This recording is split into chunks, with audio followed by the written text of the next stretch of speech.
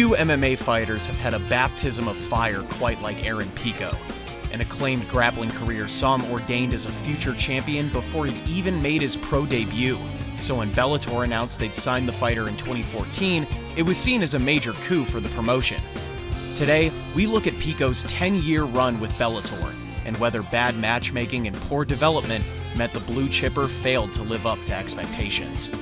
Welcome to the INC, and this is the story of Aaron Pico in Bellator. Aaron Pico's road to MMA was unlike anything seen in the sport up to that point. Pico's journey began at just the age of 4, when under the advice of his father, he began taking part in his first wrestling class. Over the next decade, Pico would become one of the most acclaimed amateur wrestlers for his age, winning 42 straight matches during his high school career and later winning the Under-17 World Championships in 2014. While still pursuing his wrestling career, Pico began competing in his first boxing events, and he proved equally adept with the gloves as he won several regional events in California and later a Golden Gloves National Championship. While combat phenoms were nothing new in MMA, most had been masters of one discipline who later rounded out their skills upon transitioning to the sport. Pico, however, was a proven starlet in several before he'd even turned 16. So when the Californian announced plans for his own transition, the MMA world took notice. In November of 2014, Bellator boss Scott Coker announced they'd signed Pico to an unprecedented developmental contract, allowing Pico to pursue his bid for the 2016 Olympics before securing his services to the promotion long-term. The deal was vouched for by longtime MMA manager Bob Cook, who'd previously brought Daniel Cormier to Coker's attention during his time in Strikeforce, with Cook describing the 17-year-old Pico as the greatest prospect in MMA history. Fans and the media were split around Pico's signing. Most believed Bellator had pulled a masterstroke in beating the UFC for such a touted star, and that the company's reputation for building fighters from the ground up would allow Pico to realize his potential.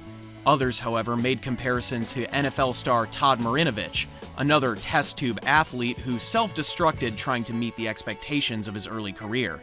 Cook used his connections to secure Pico a role with the American Kickboxing Academy, a gym with a strong reputation for rounding the skill set of wrestling-based fighters. After coming up just short in his Olympic bid, Pico embarked on a 2-year campaign with MMA to refine his development, all while the hype surrounding the Californian continued to grow. Shortly after his signing, Pico agreed to an endorsement deal with the sportswear firm Nike, joining Anderson Silva and John Jones as the only 3 men to achieve such an honor, one made even more impressive given that he'd yet to actually fight professionally. By the start of 2017, Pico's tuition was complete, and Bellator would give the fighter the biggest possible pedestal to unleash him on the world. In June of that year, Pico made his debut on the main card of Bellator 180, the first time the company had held an event in the fabled Madison Square Garden. His opponent would be 33-year-old Zach Freeman, a veteran of the Missouri regional scene who'd earned a reputation for his toughness and potent submission game, a good litmus test for where Pico stood in the embryonic days of his career. The moment of truth had finally arrived. After years of hype, intrigue, and endorsement deals, Aaron Pico was finally ready to show the world that the aura surrounding him was justified. Lol, Bellator. He's hurt! Already rocked! Pico and Freeman looking for the choke! Pico was submitted by Freeman just 24 seconds into the first round, one of the fastest finishes in Bellator history, which derailed the fighter's hype train before it even left the station. While Pico came under the biggest flack from the MMA community, Bellator wasn't immune from criticism itself. Many believed the company had misjudged Pico's development and threatened to undo several years of investment by booking him against an opponent too seasoned for his skill level. More mature fans, however, were more sympathetic to Pico's plight. After all, Andrei Arlovsky, Chris Cyborg, and Renan Barão all found massive success after losing their pro debut, and many believed Pico still had the ceiling to overcome his early blemish. Pico got the first chance to redeem himself against 7-3 Justin Lin, where the fighter made up for his MSG disaster in emphatic fashion. Pico beginning to Mamma mia! What a left hook! Pico followed the triumph with first-round wins over Shane Crutchton and Lee Morrison. the fighter showing flashes of his potential against admittedly lower-level competition.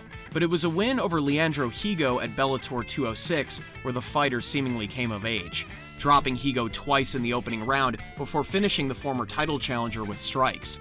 The win convinced Bellator bosses that Pico was ready for a jump in competition, and thus he was booked against longtime contender Henry Corrales at Bellator 214. Corrales had been a featherweight staple since his company debut in 2015, riding a 4-fight winning streak which saw him emerge as one of the company's biggest knockout threats. Corrales' previous losses had all come against fighters in the top band of Bellator featherweights. If Pico set about wanting to join them, surpassing the Californian was paramount. Pico got off to the perfect start, dropping Corrales in the opening stages before hammering his opponent with body shots, before the youngster learned the hard way how quickly a fight can change. Pico hits hard! Oh my goodness! That's it! It is all over! It took just 67 seconds for Corrales to hand Pico his second career loss, with the youngster admitting that he got too carried away trying to finish his opponent and seemingly abandoned his renowned wrestling game.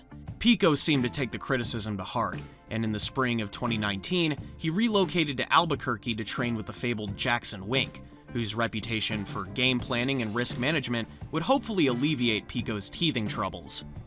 Bellator, meanwhile, played their part in reigniting the Pico Express, as Scott Coker turned to his Strikeforce playbook and booked the fighter in a 16-man featherweight Grand Prix, the largest tournament Bellator had ever hosted in its history.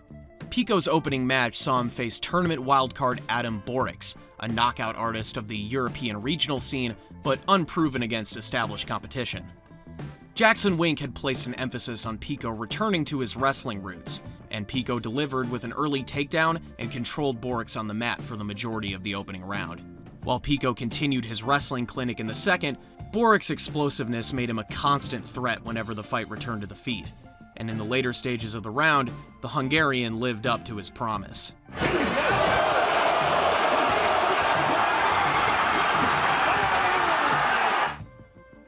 The Borics fight marked a stark change in Pico's fan perception. While his first two losses could be dismissed as youthful exuberance, the Borics fight quickly saw fans lose faith in him outright. Regardless of his level of competition, a 4-3 record in his first 7 was well below the standards of MMA's greatest prospect. Bellator seemingly had the same fear of their star pupil becoming a bust and turned to another of their homegrown projects in a bid to salvage his career.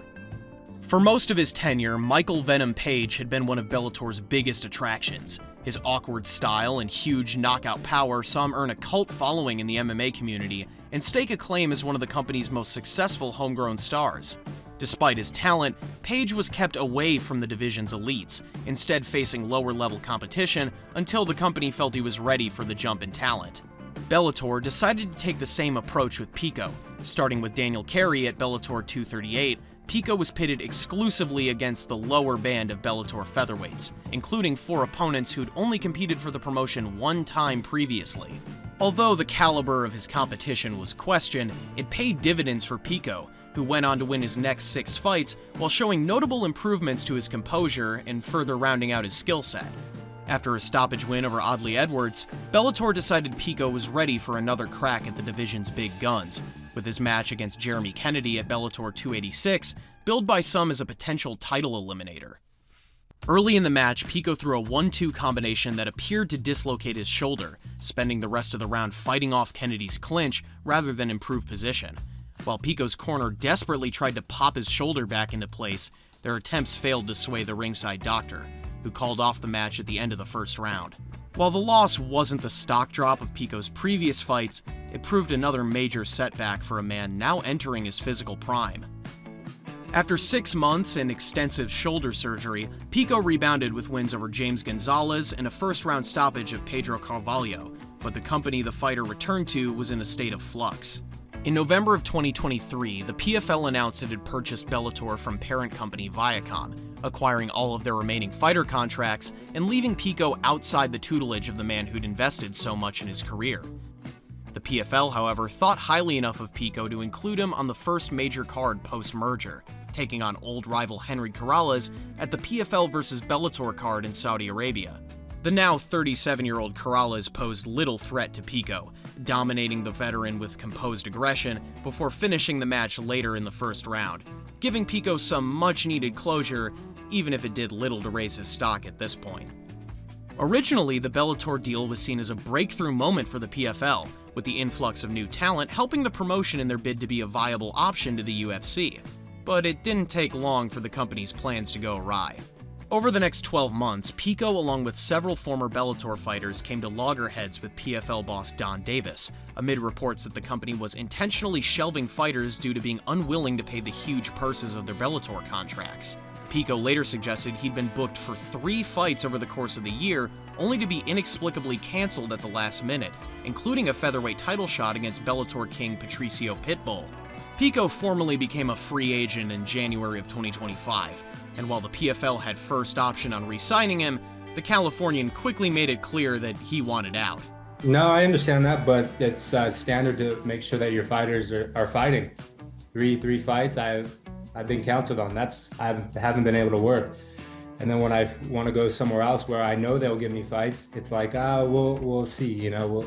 And I think it should just, like I said, be null and void and let me walk free. So that's my frustration. And you're not being able to work for 1 year? Come on now, that's crazy. Pico's wishes were eventually answered. 3 months after his contract expired, the fighter became the latest Bellator alum to sign a contract with the UFC, ending his 8-year tenure with their biggest rivals. Questions over how the UFC valued Pico were answered with his first booking, with the Californian taking on Movsar Evloev with the promise of a featherweight title shot should he surpass the unbeaten Russian. While a 13-4 record is encouraging on paper, Pico's Bellator run could be considered one of MMA's biggest flops. The company invested heavily in the fighter as a game-changing prodigy, only for his inexperience to show whenever he faced a jump in competition. The truth, however, was Pico was never going to live up to his pre-signing expectations, and by the time Bellator made the right move in slow-rolling him, it came too late to save the promotion or the fighter's stock.